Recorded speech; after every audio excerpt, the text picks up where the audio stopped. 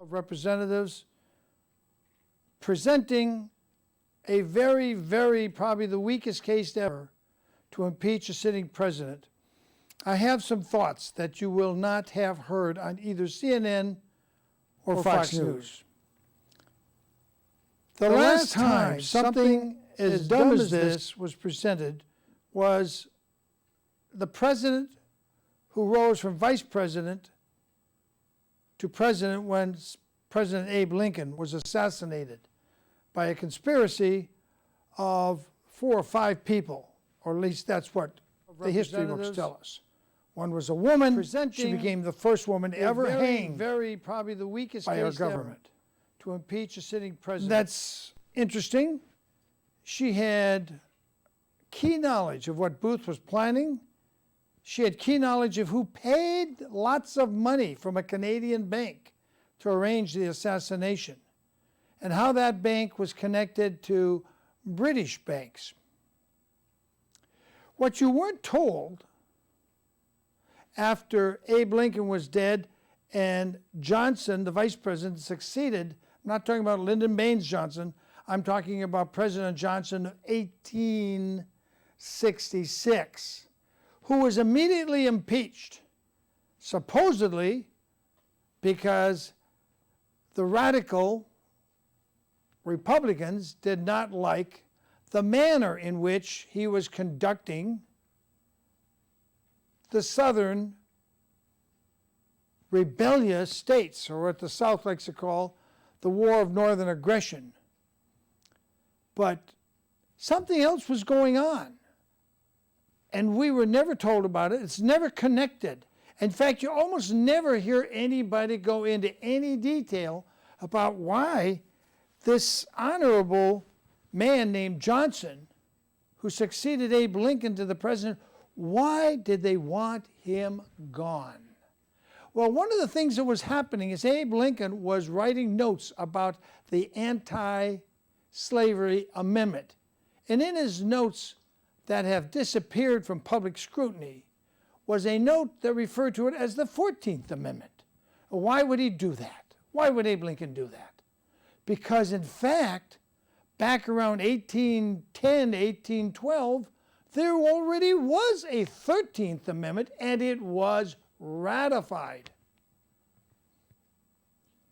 But this was hidden. And so they substituted in what would have been the 14th Amendment, we call the Anti-Slavery Amendment, as the new 13th Amendment. And one of the territories that soon became a state along the Rocky Mountains, they actually published their first archives, territorial and then state archives, with 2 13th Amendments. One was the original that barred foreign powers and any king and prince and anybody receiving emolument, present, or honor from a foreign king, prince, or, quote, foreign power, they lost their citizenship. It could not be a citizen of any states or the United States. They lost it by becoming part of a foreign power or an agent of a foreign power. Guess what the Bar Association is? It's a foreign international power, and that's what those people 200 years ago passed that. Not in 1910, this is 2020. We're in mid-January of 2020.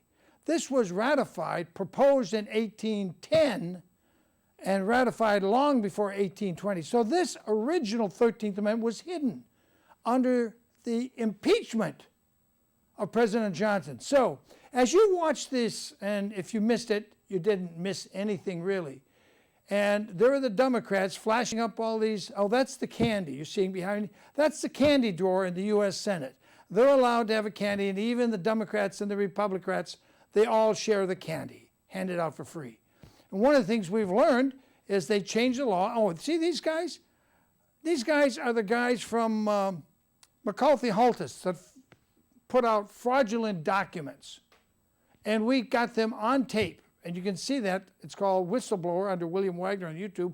Whistleblower, Poly 1, San Diego. They produced forged documents, and the FBI knows about it. I've got a YouTube clip up on it, done April 25th, we caught those guys. These are the guys, and my point is, something's going on, and they're deflecting our attention with the impeachment of Trump. Maybe they don't want you to know what's going on with the forged documents, security instruments being forged massively. And I interviewed one lady. Now, these two guys are not going to be sending each other Christmas cards this Christmas. And this guy over here wants him in jail. But the guy that's most likely to go is a guy named Hunter Biden, who next week is ordered to appear to give cause why he should not be held in contempt, I think, in Arkansas for failing to support the woman who had his child. And Hunter Biden denied, said, it's not my child. Well, they did a blood test. Oops. DNA said it is his child. And supposedly he's got millions and millions of dollars, and he can't give her a few thousand a month to support his own child. Shame, shame, Hunter Biden, shame, shame on you. So what I want you to think about is what is going on that you're not hearing on Fox, CNN, ABC, that may become extremely important down the road. But it's happening right now, and they're blocking the media from covering by talking about a nonsensical impeachment. Now, the Democrats think this is going to help them. They're going to win some U.S. Senate seats. They know when the vote comes, it'll be 53 to 47. Boom, you lose. Trump wins. Okay, but what else is going on? Something else is going on behind the scenes, and we're not being told a single thing about it. Because all the news you see, it's all about this impeachment. Well, number one, tomorrow, on Saturday, the Republicans are going to remind, for their attorneys, the Trump attorneys, are going to remind, wait a minute, this impeachment wasn't even properly started. Therefore, there isn't an impeachment. I would say something else. I would say, wait a minute, they're saying this is to get rid of Biden. Biden hasn't won the nomination yet. Biden is not running for the presidency, as the corporate media has said over and over. What he's running for is the Democratic nomination to run for president. And that's a different animal. There's 5, 6, maybe 10 other Democrat candidates, depending on what state you're in, that are running for the nomination. So this theory that this Trump investigation is all about stopping Biden and dirtying him up, no. It's about something very simple. It's as simple as this. If Hunter Biden was doing something illegal, taking millions of money before funds were released, then that's a quid pro quo by the Obama administration. And that's corrupt. And then why would China put $1 billion into a vehicle and put Hunter Biden on there? He doesn't speak Chinese. He's never been to China before his father got big in politics and became the vice president under Obama. Why would the Chinese give $1 billion and make it accessible to Biden's son? Something's very wrong here, and they're focusing our attention away. That's why I brought up Johnson's impeachment, and he was removed in 1868. And the then newly formed Republican Party, and the most of them, they were called radical Republicans.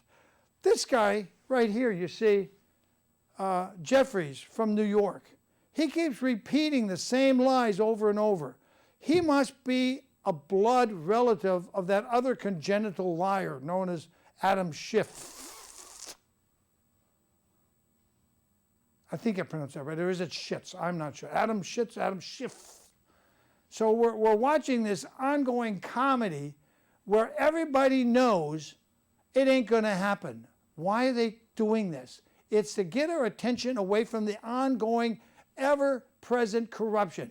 These people don't run for Congress because they want to help you or me. They don't even know you and me. They don't care what you think. When's the last time you saw a candidate running for Congress and he said, I'm having a meeting. I want you to come and tell me what's on your mind? Doesn't happen. They just go on TV and run an ad.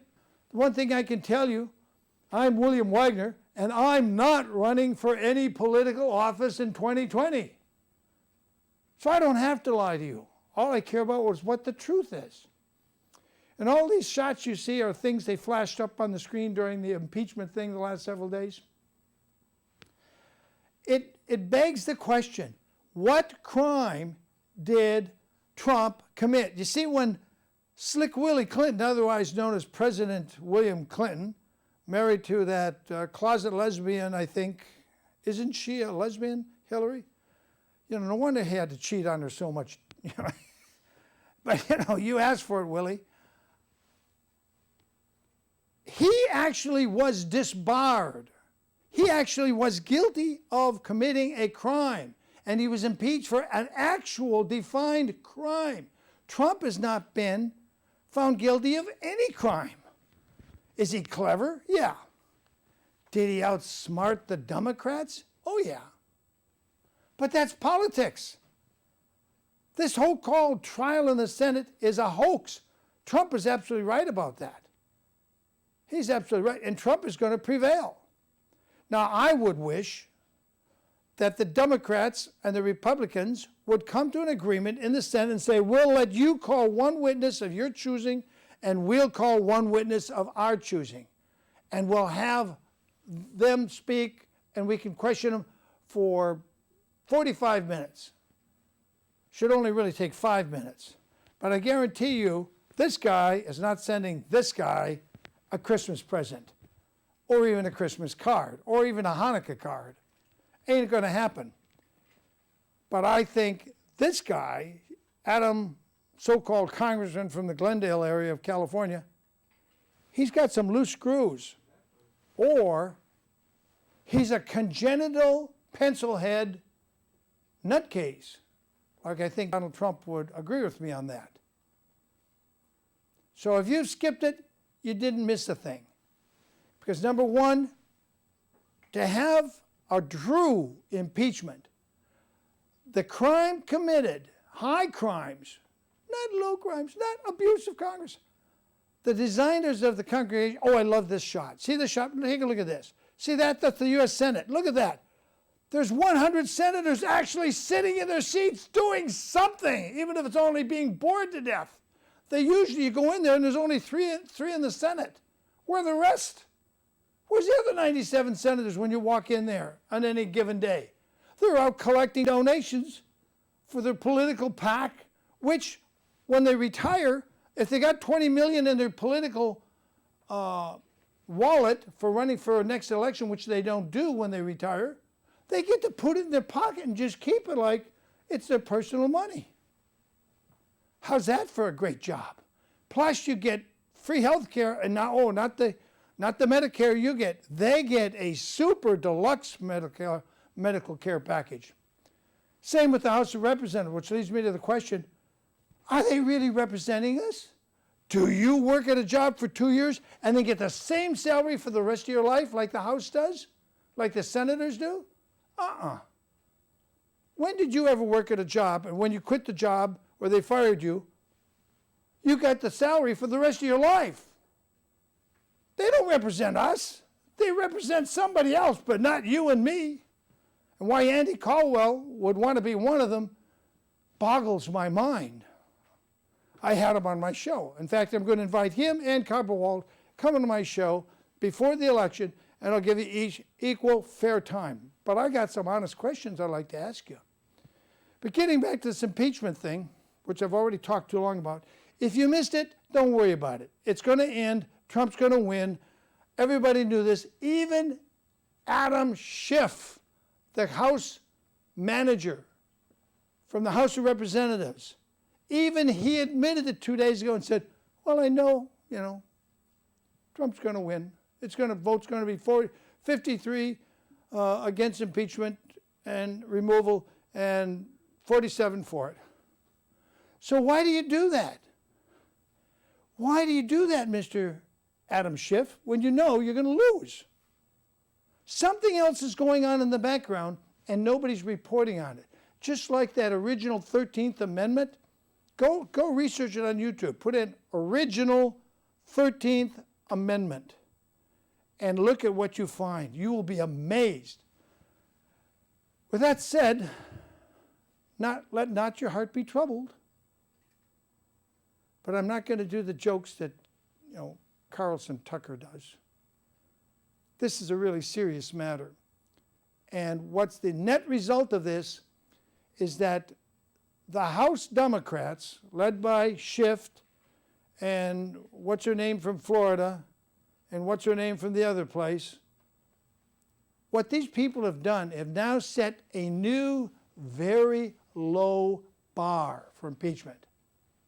And you can be sure that at future time there will be a Democrat or some non-Republican president, and he will do something that the Congress doesn't like. It won't be a crime, but it'll reach the low, low bar for impeachment drama. And the only thing I see good out of this is it made 100 senators, including Rand Paul, including what's her name, Warren, sit in their actual seats. Those seats cost over $5,000 each. Whenever they have to replace them, it ain't a cheap job. They get the best leather. They get the best seat builders. And I look at that and I say, that makes me happy.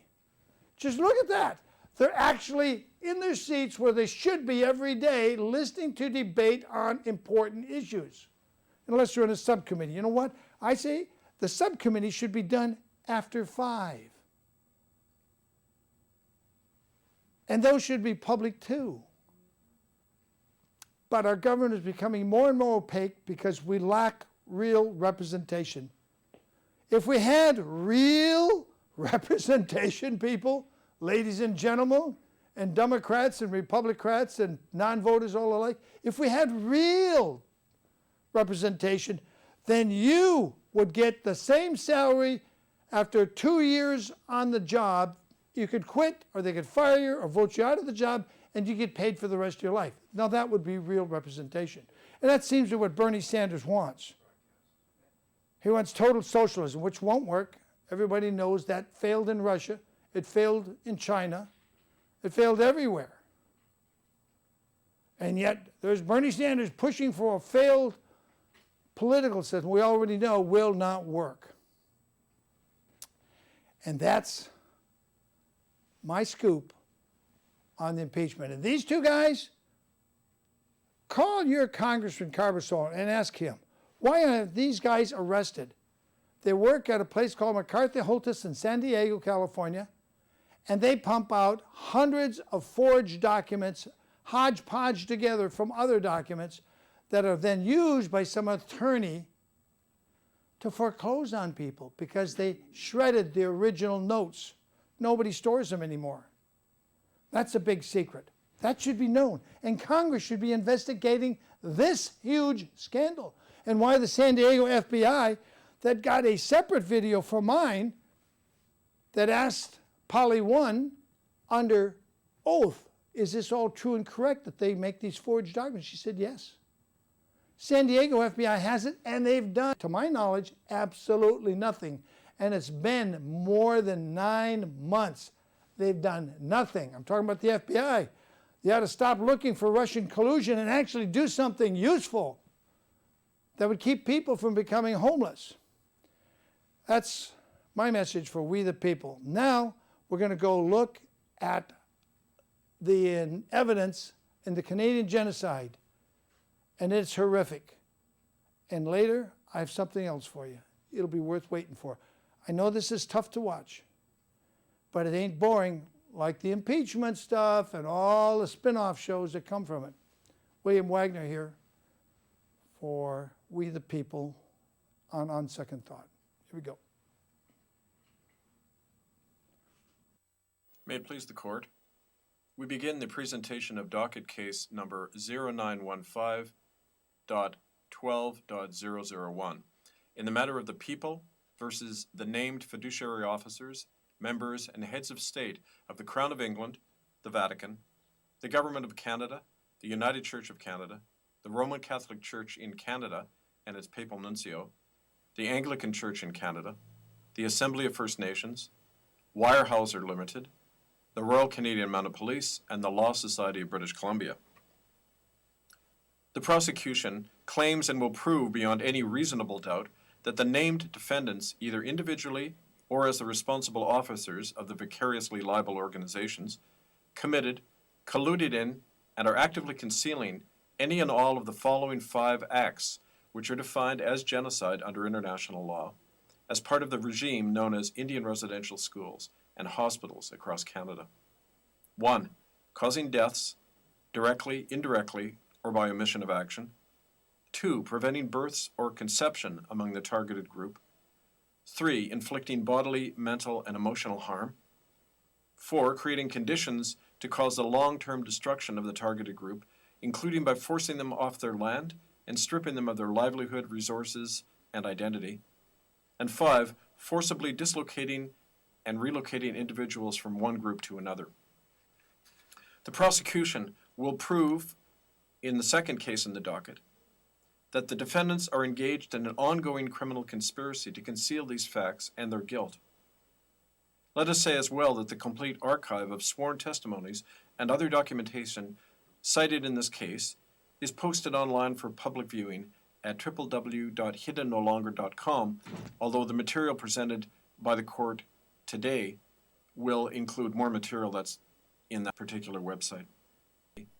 Now, to begin by providing a general picture of what we are presenting, our first exhibit, docket item number 1, is a summary of the documented offenses committed within these institutions and the facilities where the offenses occurred. Engaged in an ongoing criminal conspiracy to conceal these facts. 34 documented offenses are listed, involving outright murder, torture, rape, slave labor, routine starvation and violence, deliberate exposure to communicable diseases, sexual sterilization, involuntary medical experimentation, child trafficking, kidnapping, obstruction of justice, destruction of evidence, and conducting a war of extermination. To begin by providing a general picture of what we are presenting, our first exhibit, docket item number 1, is a summary of the documented offenses committed within these institutions and the facilities where the offenses occurred. Engaged in an ongoing criminal conspiracy to conceal these facts. 34 documented offenses are listed, involving outright murder, torture, rape, slave labor, routine starvation and violence, deliberate exposure to communicable diseases, sexual sterilization, involuntary medical experimentation, child trafficking, kidnapping.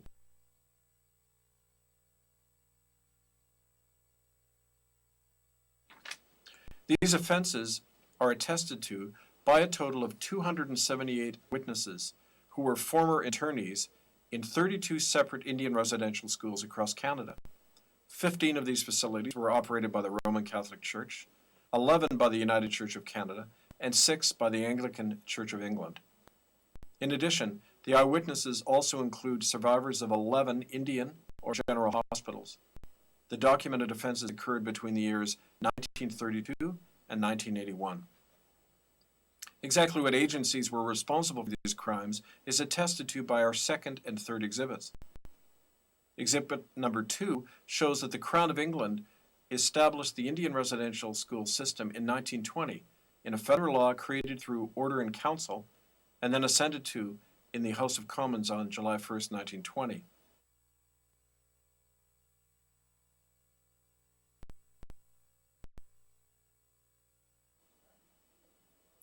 Exhibit number 3 shows that the residential schools operated under the joint authority of the Government of Canada and the various churches which appointed the principal.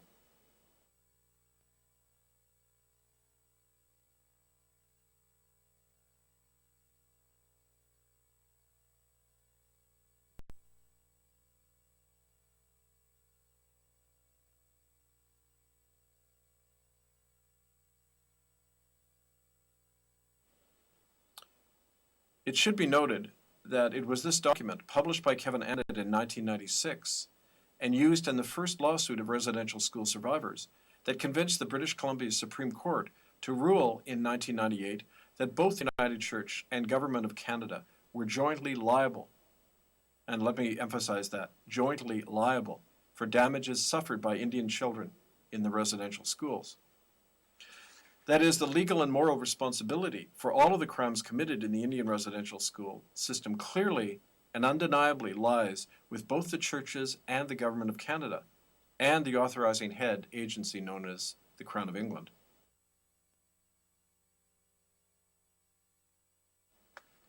We will proceed now by presenting our evidence according to the 5 mentioned crimes, beginning with the category of homicide and manslaughter, the causing of deaths of children and others within Indian residential schools and Indian hospitals, either by deliberate murder, indirect killings, exposure to disease, or denial of care.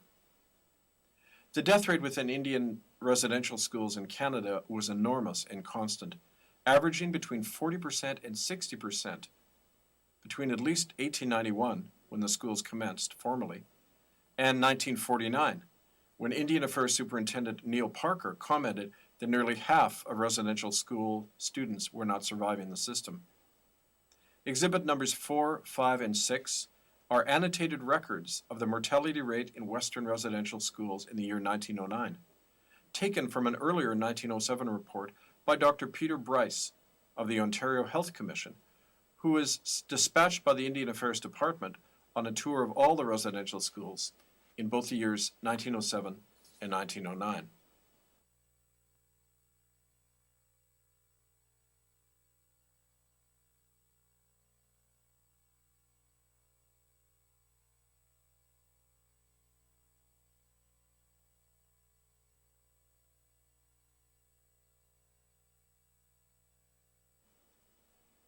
You will note that the documented death rates in these Indian schools averaged between 25% at the High River Alberta School, to 40% at the Pagan Catholic School, to 50% at the Blood Anglican School. The general level was 33% for all Alberta industrial schools, 1 in every 3 children, a rate comparable to the annual death rate at the Auschwitz death camp. This enormous death rate was made known publicly soon after Dr. Bryce's first report in a front-page headline article in one of the largest newspapers in Canada, the Ottawa Citizen newspaper, dated November 15, 1907, as displayed in Exhibit number 7.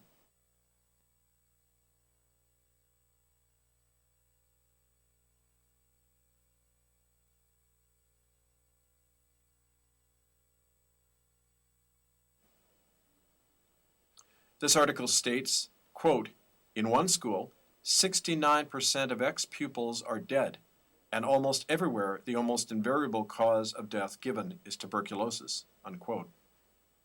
The practice of deliberately exposing healthy Indian children to those dying from tuberculosis is elaborated in Dr. Peter Bryce's short book entitled A National Crime, published in 1920 and displayed in Exhibit number 8.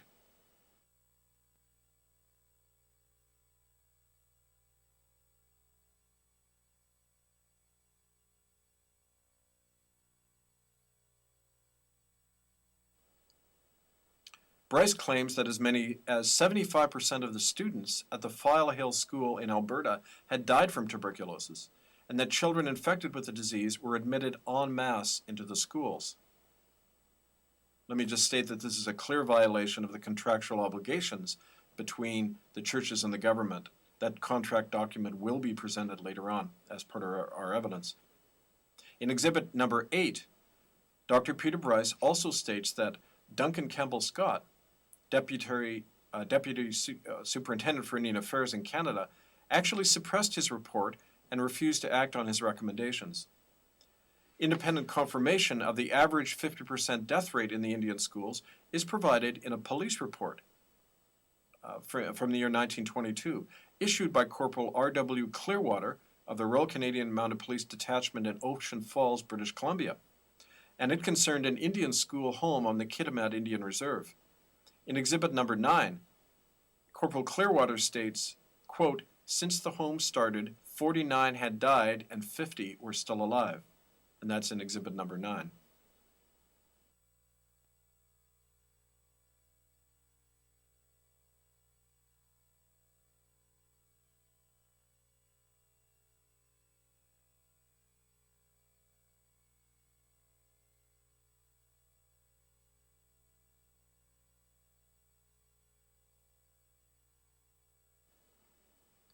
The practice of housing the sick with the healthy that caused so many deaths continued throughout the history of the Indian residential schools, as eyewitnesses described.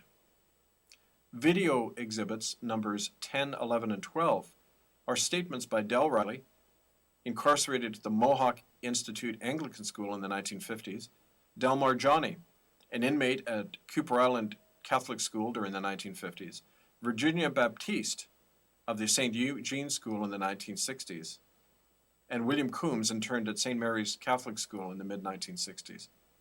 All of them, at opposite ends of Canada, were made to sleep or play with children sick with tuberculosis. My name is Del Riley. I'm a member of the Chippewa of the Thames, and I spent 5 years in the Canadian government calls it residential schools, but really these were prisoner of war camps.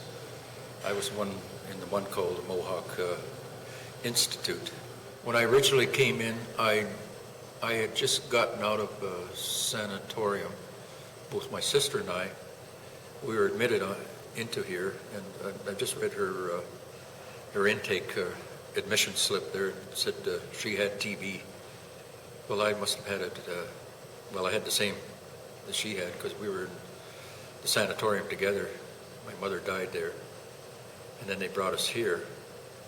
So I don't know if we were used to infect people or not. I wouldn't know. But you had tuberculosis when they admitted you to the mush hole, the residential school? I couldn't guarantee that 100%, but I would have to say yes. Because nobody was there to examine, but this was common practice at these residential schools where they brought in kids that were diseased. There was no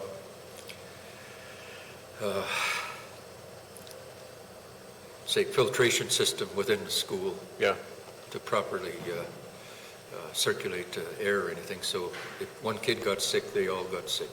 Yeah. In the same room with people who had TB, they didn't separate us. Then we were forced to play with them. The nuns made us play with those kids. We didn't want to get sick either, but they were forcing us to play with those kids. And also, they made some of them sleep with the other kids. Many children that weren't cooperative, like myself, wasn't cooperative, and they were put into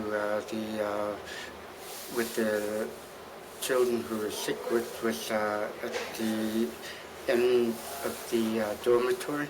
They kept the sickies there, the ones who were sick with tuberculosis, and they put me and my brother Ernie in with the ones who were sick because we wouldn't comply.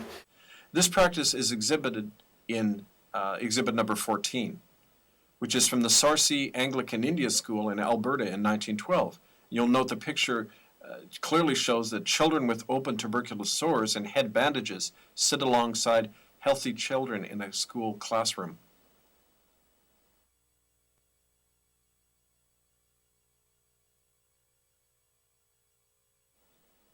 The same practice is also documented in letters over 5 different decades, contained in exhibits 15, 16, 17, and 18. In November 1919, a doctor at St. Mary's Catholic School in Mission, British Columbia, is accused of causing an outbreak of smallpox among local Indians by actually sending children sick with the disease home from the school.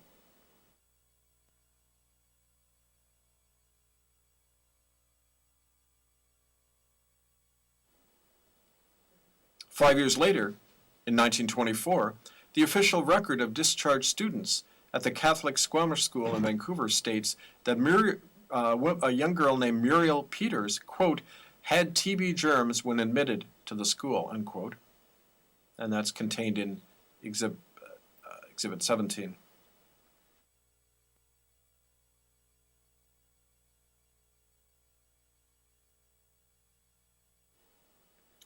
"13 years after that, in January 1937, a Dr. Pitts states that an Indian boy named Paul Shorty was admitted to the Catholic school with tuberculosis and, quote, has become a source of infection to the other children. The boy, quote, has never been cured of the tubercular infection with which he was admitted, unquote.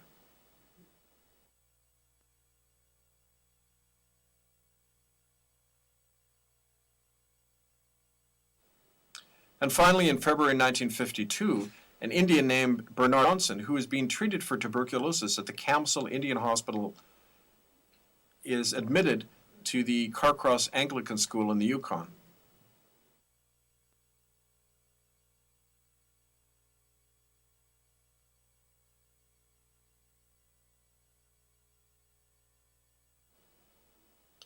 Now, this specific practice of spreading deadly communicable diseases accounted for the high death rate among Indians generally, as the government's own statistics confirm. Exhibit number 19 from Canadian Census records shows a net decrease in the Aboriginal population of more than 20% across the country between 1901 and 1911, and another decrease during the 1930s.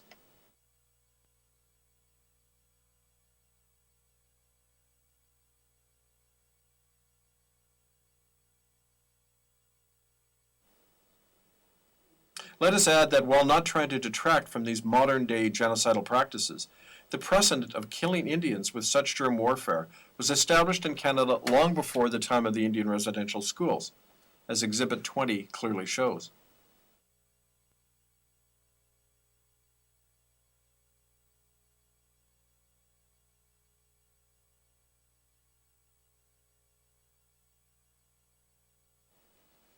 This letter from British General Geoffrey Amherst, dated July 16, 1763, orders a subordinate to, quote, inoculate the Indians by means of blankets, to extirpate, that is to kill, the Micmac Indians in Nova Scotia using smallpox.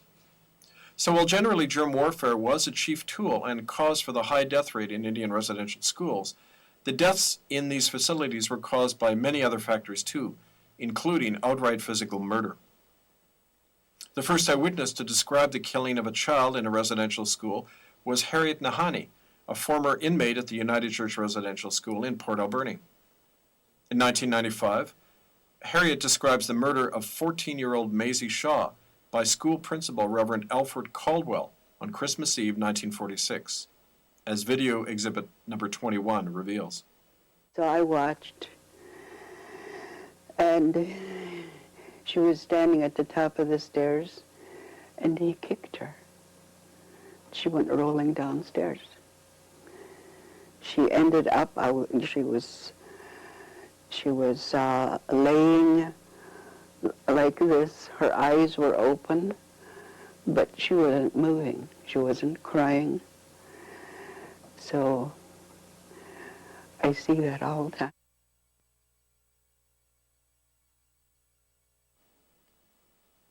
Now, Harriet's story was reported in the Vancouver Sun newspaper in December 1995, the first such report of a murder of a child at a residential school in Canadian history, as Exhibit 22 indicates.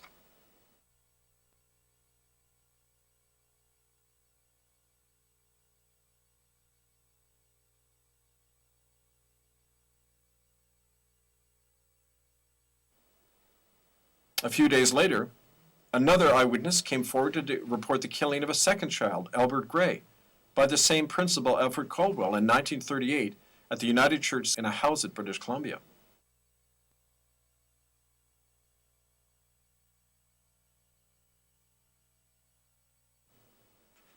As Exhibit 23 indicates, 12-year-old Albert Gray was beaten to death by Caldwell for taking a prune out of a jar, according to eyewitness Archie Frank.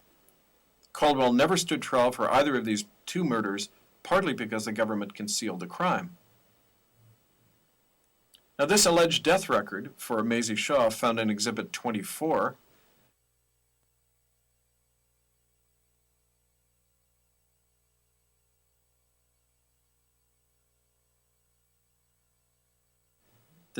Maisie Shaw, of course, being the child killed by Caldwell in 1946, this supposed death record was only entered into the vital statistics records of British Columbia in the year 1995, when her death was first publicly reported.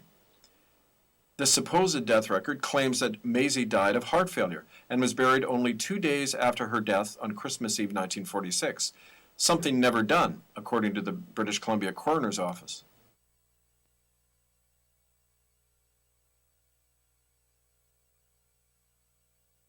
Nor did the Stevens Funeral Home in Port Alberni or the Seychet Cemetery, both listed on the death record, have any record for Amazie Shaw. In July of 2008, Irene Fable described on national Canadian television how in the year 1944 she witnessed the incineration in a furnace of a newborn Indian baby by a Catholic priest at the Muskwagon Catholic Residential School in the province of Saskatchewan, as is exhibited in number 25. Irene Fable, I'm 75. I went to a residential school in Muskogee in 1941 to 1949. And I had a very, very rough life. I was mistreated in every way. As a young girl, she was 7-year-old. She was pregnant. And what they did, she had her baby. They took the baby, wrapped it up in a nice pink outfit, took it downstairs. I was in the kitchen with the nun for cooking supper. They took the baby into the, where they make a fire and all that to heat up the school furnace room. They threw that little baby in there and burnt it alive. All you could hear was, that was it. And you could smell the flesh cooking. Now, this practice of incinerating children's bodies happened not only in Catholic Indian residential schools in Saskatchewan, but in Alberta and British Columbia as well, as eyewitnesses Lillian Shirt and William Coombs describe in Exhibits 25A and 25B. Well, what happened? It was scary, finding those little skulls in there. What were those little skulls? Where did they come from? Could you describe what they look like? Tiny little ones. 2 little skulls. Tiny baby ones.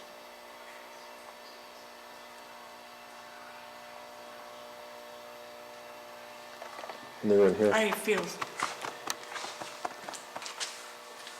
that fear we had running upstairs through that door. Furnace burning 24/7, which was totally out of bounds, and me and a friend witnessed the sisters or brothers taking looked like little bodies under white wrappings or white cloth, and putting into the furnace. Bill Seward told an audience in Vancouver in June 1998 how his sister Maggie died at the Catholic school at Cooper Island after being pushed out a window by a nun, in Exhibit 26. Her name was Maggie. She was 2 years older than me. And she was murdered in there by a nun. She pushed out the window. Second story up, and she died. But nothing was done about it. We weren't allowed to see a lawyer or nothing. They just covered this up. And Harry Wilson and Dennis Tallio, both survivors of the United Church Indian School in Port Alberni, told reporters in 2005 how they discovered the dead bodies of children on the grounds of the Alberni School, in video exhibit number 27. In '65, there's a bunch of us kids playing soccer in the back field.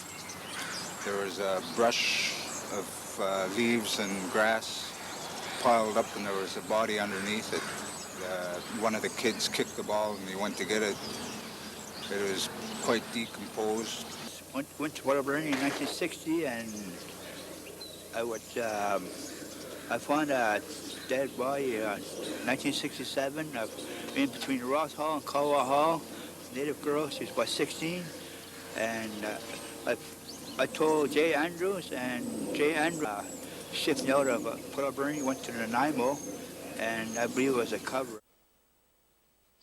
Sylvester Green and Doug Wilson, both former students at the United Church Indian School in Edmonton, described their participation in burial details at the school, where they helped to bury other Indian children. Video exhibits 28 and 29. And I remember we used to go dig graves there, and they would be kids that came from Charles Camsell Indian Hospital. How they died, I don't know.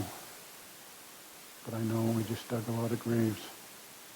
There was a lot of Eskimo babies buried in that burial ground, which was behind the principal's house. Just on the other side of the staff garden. There was 4 of us that dug the grave. Myself, my brother Larry, Mel Patsy, and Albert Cardin. And Ricky LaValle, who was held at the Catholic Indian School in Portage la Prairie, Manitoba, describes the gruesome torture and murder of his younger brother, who was 5 years old, at the hands of a Catholic priest. Exhibit 30. My brother died because of a cattle prod, of a shock of the cattle prod. When he was 4 years old, they dragged him by the hair and they cut his skin right off his head. The pastors did that with a whip, like a horse whip. It was sharp, with these little blades on it. And when I was in there, I heard him scream for help. And right away, there was a lot of blood on the floor, and they wouldn't take him to a hospital or the nurse or nothing. What happened then? When I was in there, I heard him still scream for help. Rick, help! They're torturing me. I'm gonna die. So he died right away, like that. He was my only best friend and my only brother that I always loved. And in the fourth case on our docket, we will examine in detail the murder of 9-year-old Victoria Stewart by United Church employee Ann Kaniski at the Edmonton Residential School in April 1958, as witnessed by Victoria's own sister. Exhibit 31.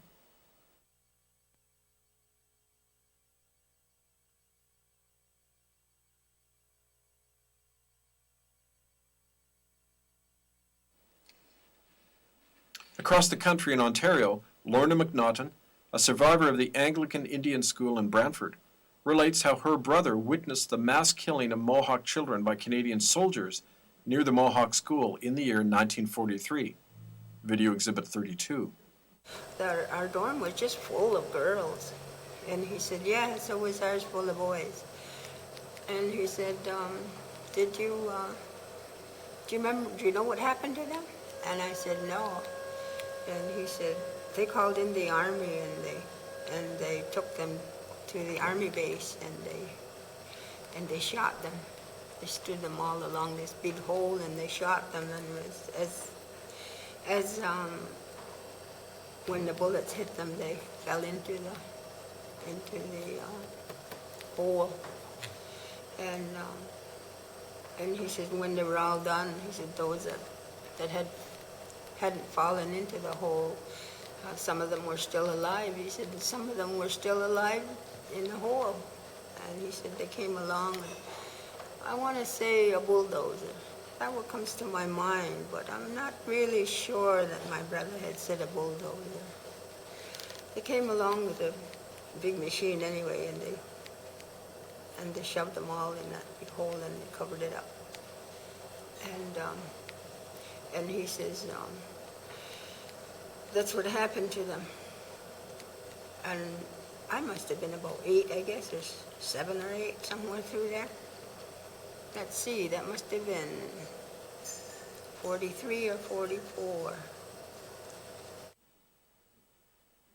At the same residential school in Brantford, our office commenced the first independent excavation of an apparent mass grave of children who had died in the school in the October of 2011 at the invitation of local Mohawk elders.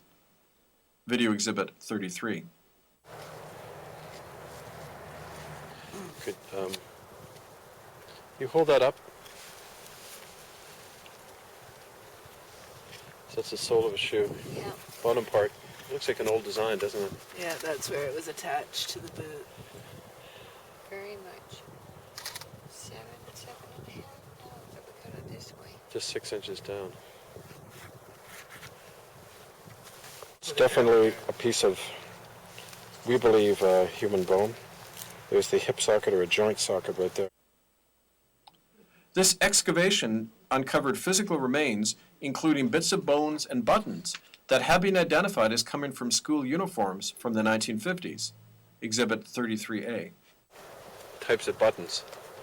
Probably, well, clothing, obviously. But the interesting thing is here and at the glebe site, they're of the same style as if they're off a standard uniform or something. Could be a child's button off a school uniform. The significance of these buttons is that they were positively identified by Lorna McNaughton and another former student as coming from uniforms worn by girls at the Mohawk Institute Residential School during the 1950s.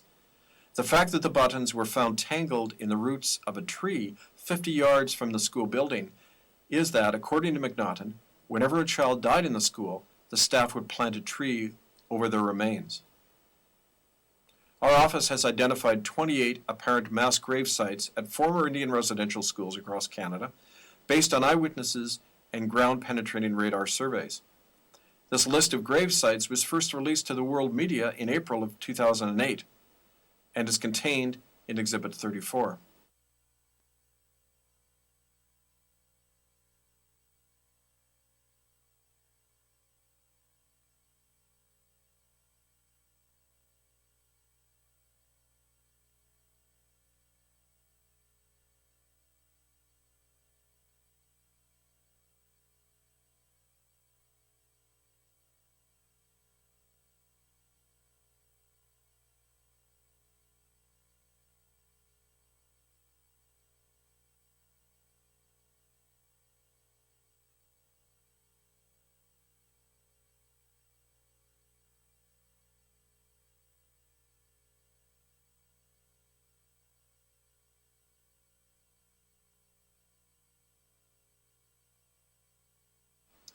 The reporting of deaths in the residential schools was continually covered up by local doctors, as is revealed in the standard report from one Dr. K.R. Blanchard at the Anglican St. George's School in Alert Bay in May 1948, concerning the death of a young student, Reggie Allen, Exhibit 35. You will note that the description of Reggie Allen's fractured skull is not accompanied by any description of what caused the fracture.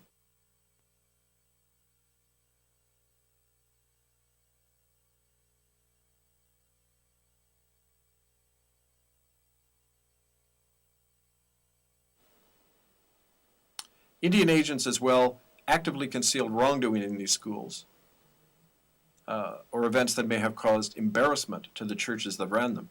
Exhibit 36.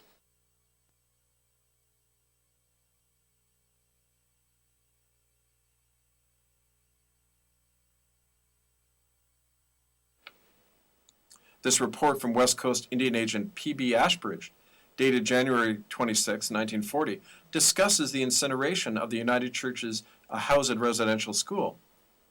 Ashbridge writes, quote, "As this school was the property of and conducted by the church, care was taken to avoid too close inquiry," unquote.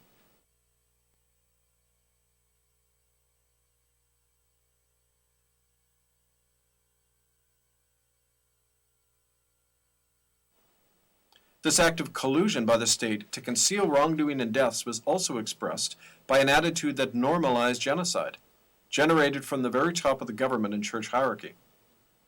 Exhibit 37, for example, is a letter from top Indian Affairs official Duncan Campbell Scott in the year 1910, who states, quote, "If the schools are to be conducted at all, we must face the fact that a large number of the pupils will suffer from tuberculosis.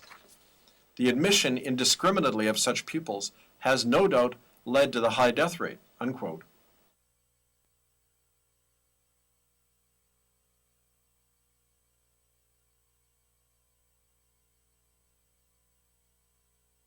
This attitude of accepting the inevitability of sickness and death among Indians perhaps may account for the inexplicable abolition of all medical inspection of the Indian schools in the year 1919, at the very moment when deaths were climbing in these schools. Exhibit 38.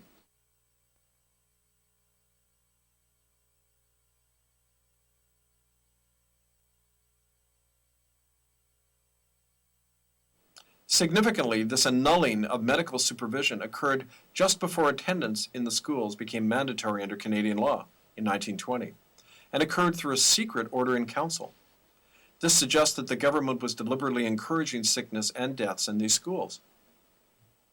The fact is that the high mortality rate continued so long because of a clear double standard when it came to health and medical care in Indian residential schools.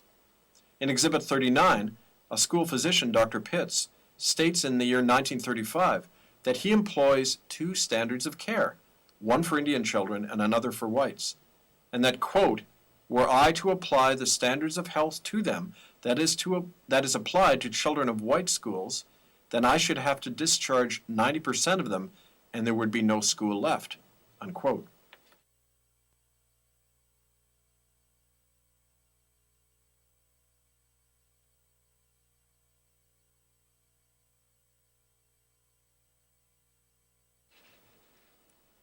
Furthermore, the government's official policy was not even to hospitalize Indians who were sick with tuberculosis, as evident in Exhibits 40 and 41, where that policy is quoted in letters from a residential school doctor in 1938 and a national newspaper in the year 1953.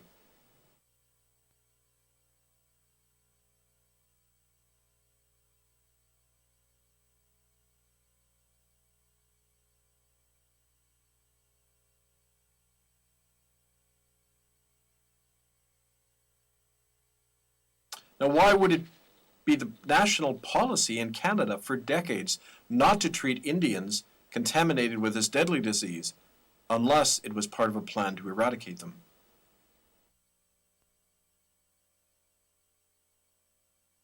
Now, the second genocidal act of which the defendants are guilty is imposing measures to prevent births and conception among Indians, both in the residential schools and in hospitals and communities. Laws allowing the involuntary sterilization of any industrial school inmate, which included the residential schools, were passed by the Alberta legislature in 1928 and the British Columbia government in the year 1933. The British Columbia law is displayed in Exhibit 42.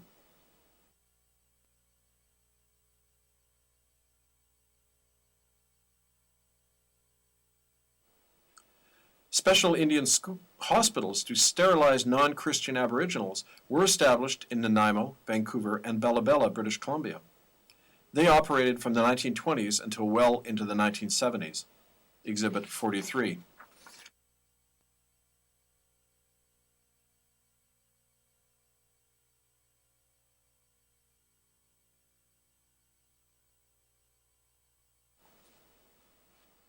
The R.W. Large United Church Hospital in Bella Bella was run by missionary Dr. George Darby, who, eyewitnesses describe, sterilized Indian women for the slightest offense, as Ethel Wilson attests to in video exhibit number 44. I couldn't have any more children after Dr. Darby got to me. He made an announcement in our village that anyone who wasn't in church on Sunday had to report to him for a special procedure. I never went to his United Church since they did so much harm. But Darby was missionary, so his word was law. So the Mounties came and got me and brought me to Darby. He gave me a shot. Next thing I knew, I was in bed, all bruised and hurting. I was missing all my gold teeth. Something didn't feel right inside me. I never could conceive after that. Later, another doctor told me I'd been sterilized. George Darby, he did that to hundreds of our women.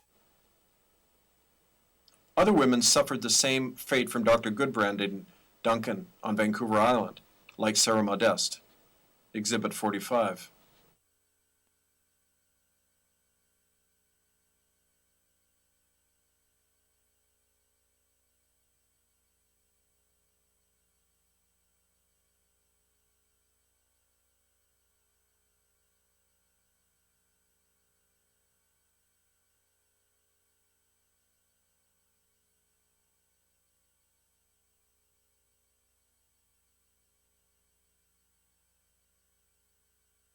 Native men as well were sterilized in residential schools on Canada's west coast, exhibits 46 and 47.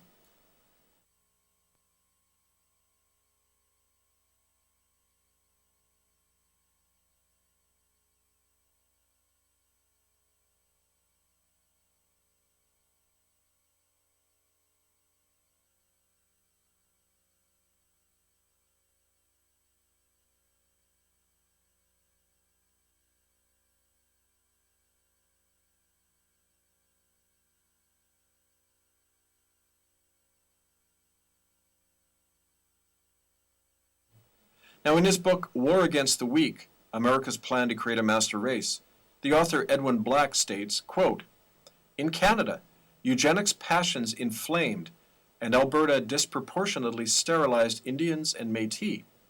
Although just 2% of the population, they represented 25% of Alberta's sterilized."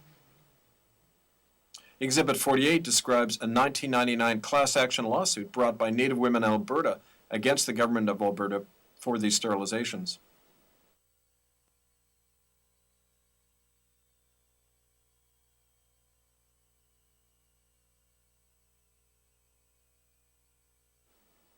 Now, still today, Aboriginal women are being forced to be sterilized by welfare and government workers across Canada.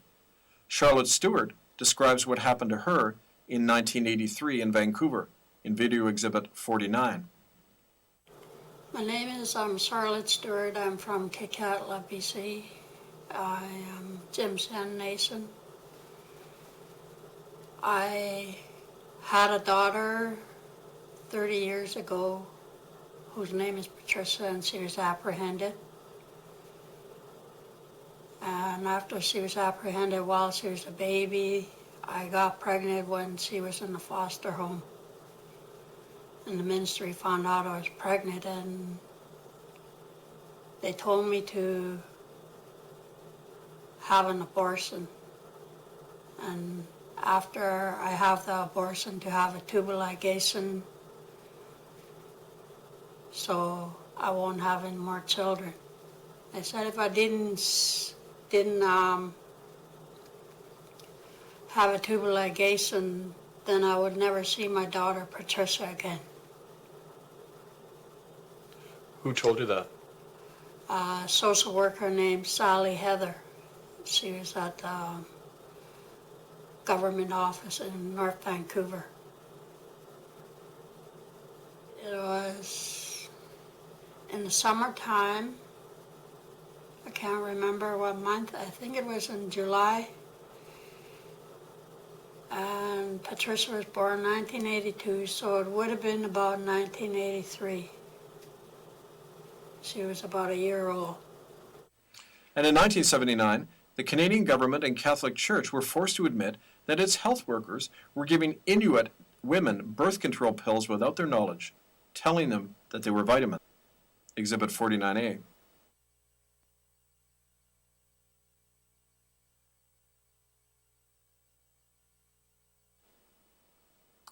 Now, to quote this article from the Globe and Mail, quote, "A former official of the Indian Affairs Department who spent 2 years in Eskimo communities charged that there is an unofficial policy of recommending sterilization of Eskimo women after their 5th child. Dr. F.J. Colville confirmed that Eskimo women sometimes undergo sterilization after the 5th delivery. Catholic missionary Roland Cotemanche said, quote, 'You see, they need education. With more education, we will be able to control the population,' unquote. Now, this practice of targeted sterilizations against non-Christian Native people is long established across Canada among church missionary doctors. At the first independent tribunal into Canadian residential schools, held in Vancouver in June of 1998, a man from Waglisla named Ed Martin stated on record in June 13, 1998, quote, "I went to Dr. Darby in Bella Bella around 1952 to get a vasectomy because I couldn't feed the 10 kids I already had. But Darby just laughed at me and said, 'Ed, you're a good Christian. You need to have a lot of children. I only sterilize the pagans,' unquote. Then he told me he was getting $300 from the government for every pagan Indian woman he sterilized," unquote, and that's from Ed Martin's testimony of June 13th. His statement is on file with the International Human Rights Association of American Minorities, IRAM, a non-governmental organization with consultative status at the United Nations, which sponsored the June 1998 tribunal in Vancouver and even paid for the hall.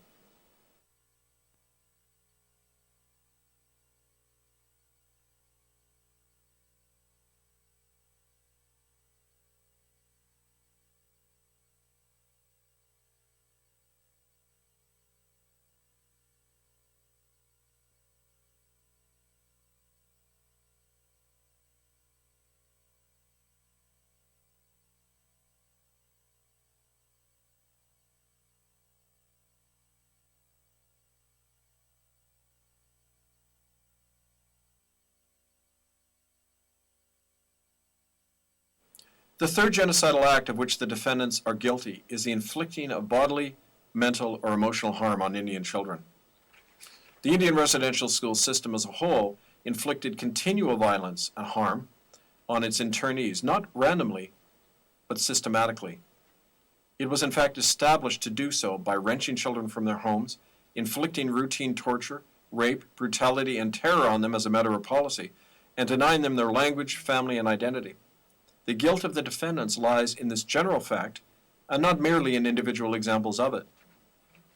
We've noted already that the residential school system as a whole was set up to maintain Indian children in constantly unhealthy conditions, guaranteed by the abolition of all federal medical inspection of the schools at the very moment that the death rate was climbing, and when mandatory attendance into these schools was required by a federal law in the year 1920.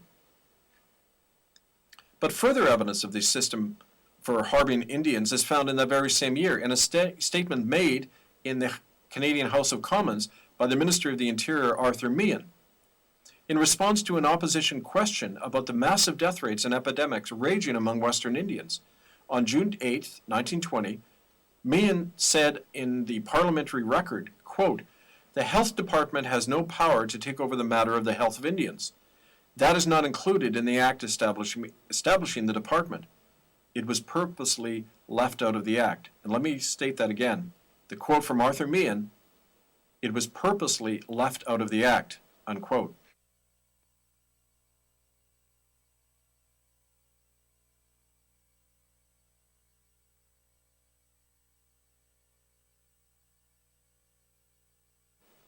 Now, why would Indians be purposely left out of the laws governing the health of all Canadians unless they were not intended to receive proper health care? Leaving them out indicates a clear intent to allow them to die off, considering the widespread introduced diseases raging among the Indians at the time. This policy, confirmed by the Minister of the Interior and openly debated in the Parliament of Canada, constituted a deliberate collective act of violence aimed at every Aboriginal man, woman, and child in Canada, and legitimated and facilitated that violence in the residential schools. Since the system as a whole was geared to such brutality against all Indians, individual examples of assaults on the bodies, minds, and spirits of children in these schools are not ultimately the test of guilt facing the defendants. That is, the defendants need not have committed such individual acts themselves to be culpable for them, since they help to maintain and hide the effects of this system. Nevertheless, our office will present evidence of these individual acts of violence, such as the operation of an electric chair for torturing children at the Catholic St. Anne's Residential School in Fort Albany, Ontario, during the 1960s, Exhibit 52.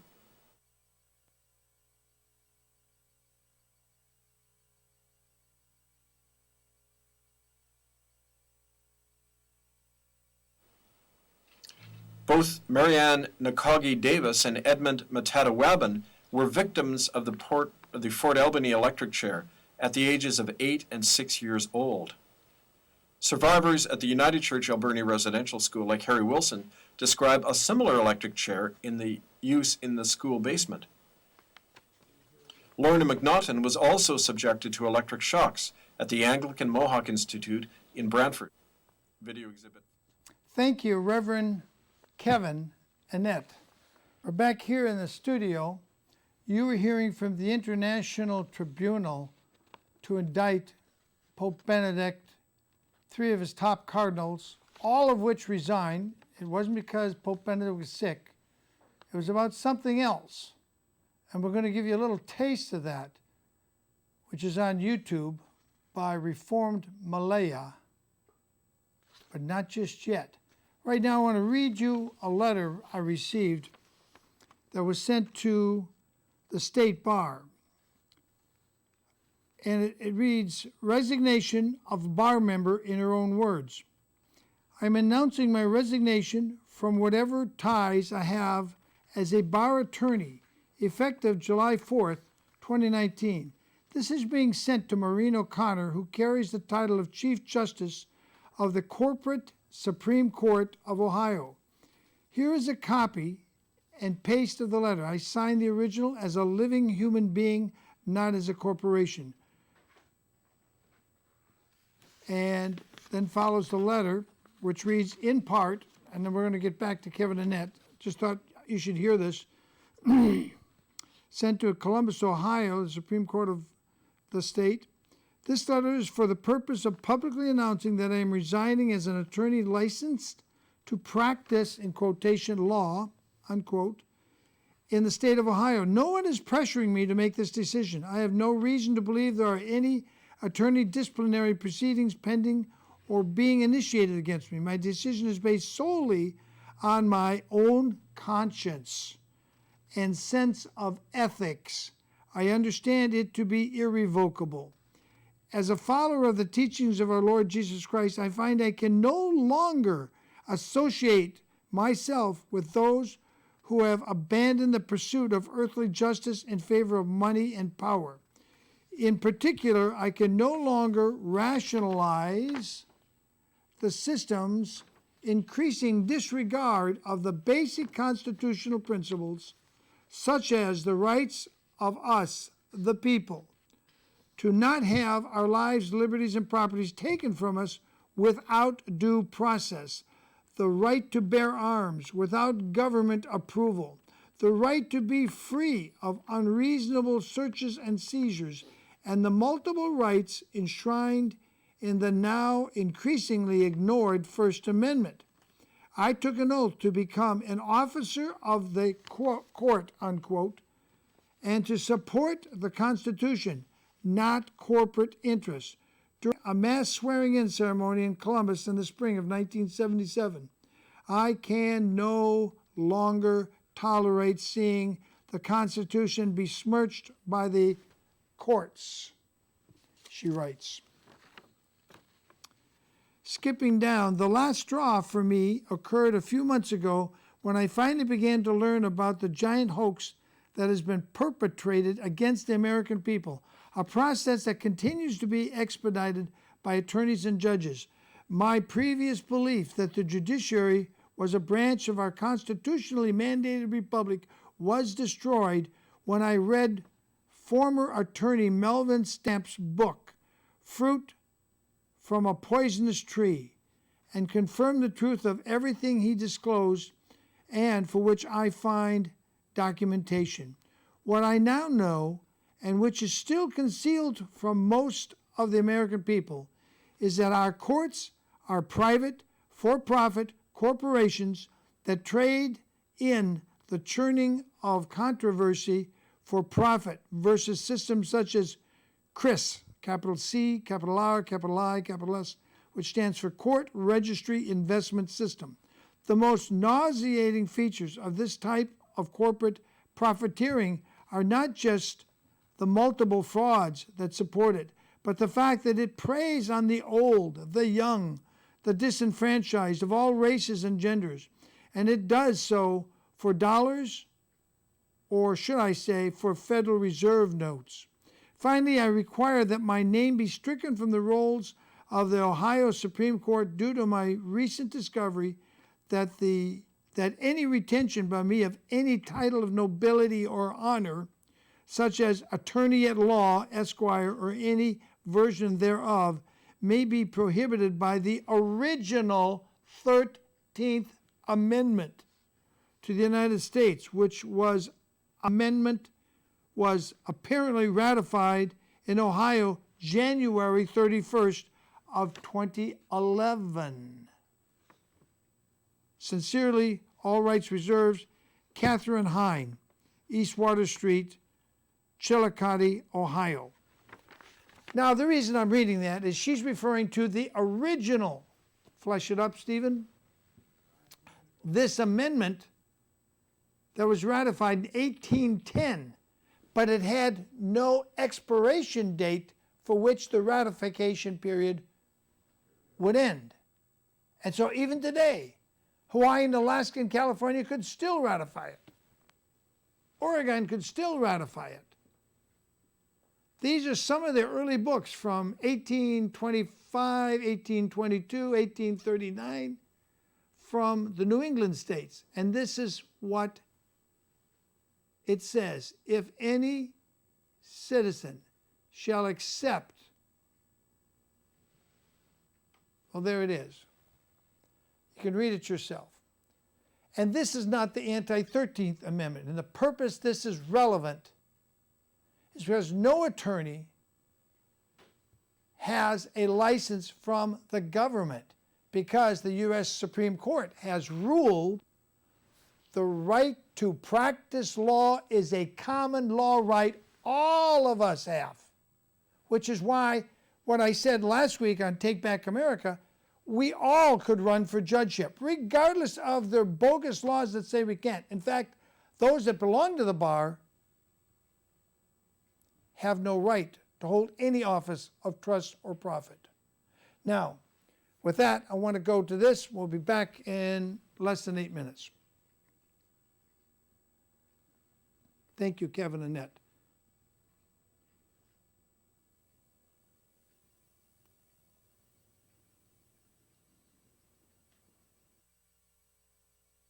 The final verdict of the court's citizen jury in the matter of the People versus Canada, the Crown of England, the Vatican, and the Anglican, Catholic, and United Church of Canada, and their officers and other parties for crimes against humanity and criminal conspiracy.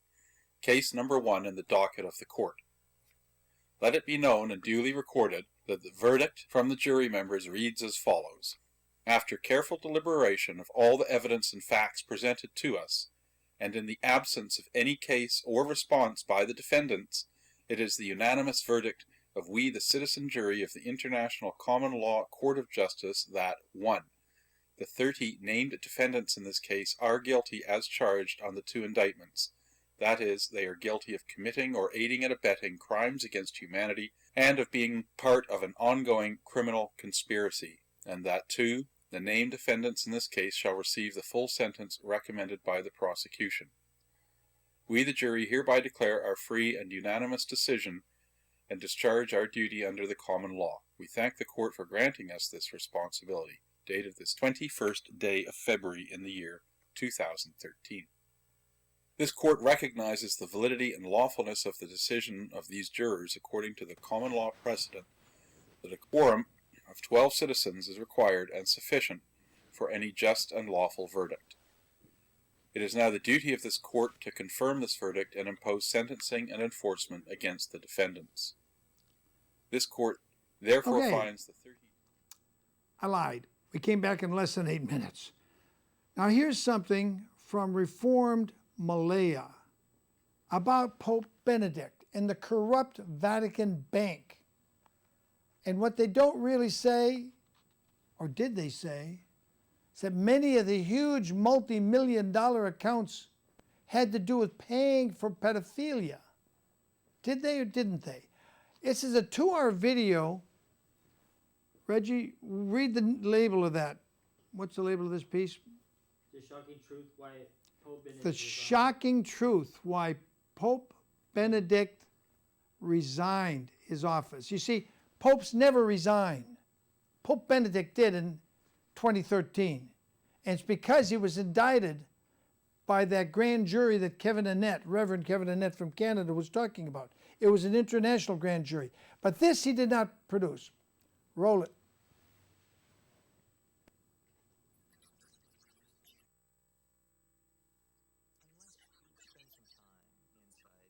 This kind of culture, it's very hard to believe that it could be like this.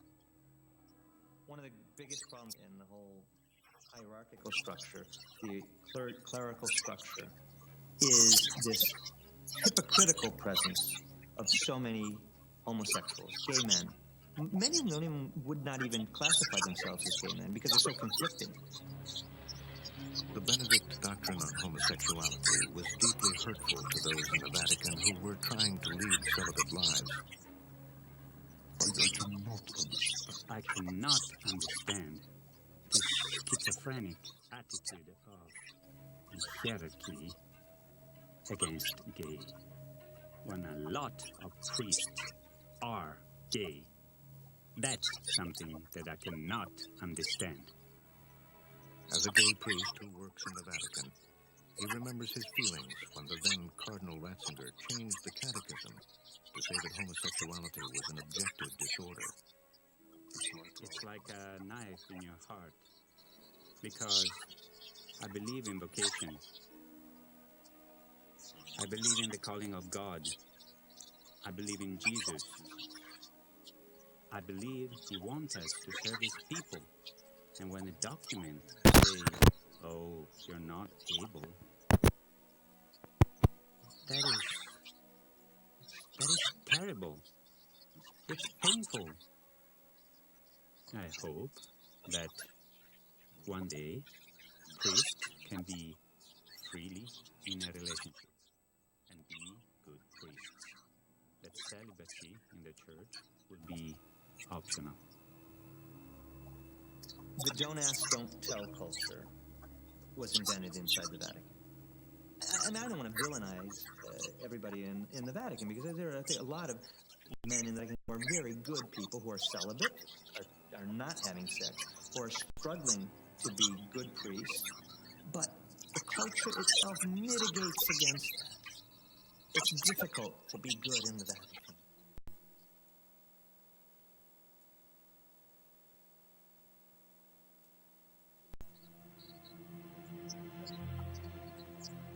The Vatican is a world on its own, an independent state.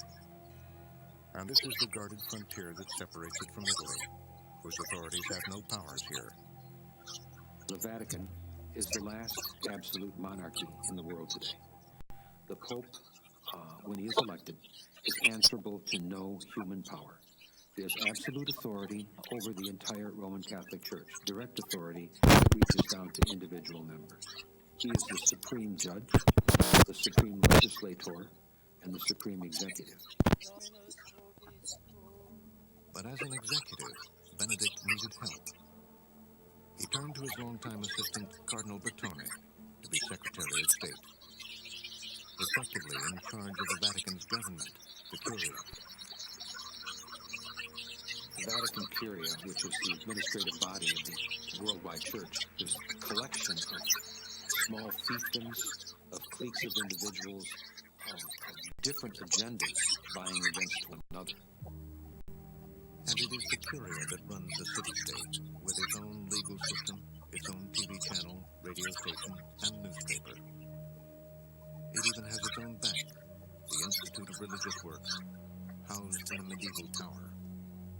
The Bank of Italy, the highest authority in our banking system, has described the Vatican Bank as a foreign bank on our soil.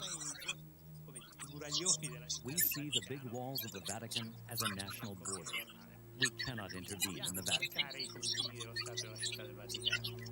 Nilo Rossi is a powerful figure in Italy. He prosecutes the most difficult cases, the mafia, corrupt politicians, and most recently, that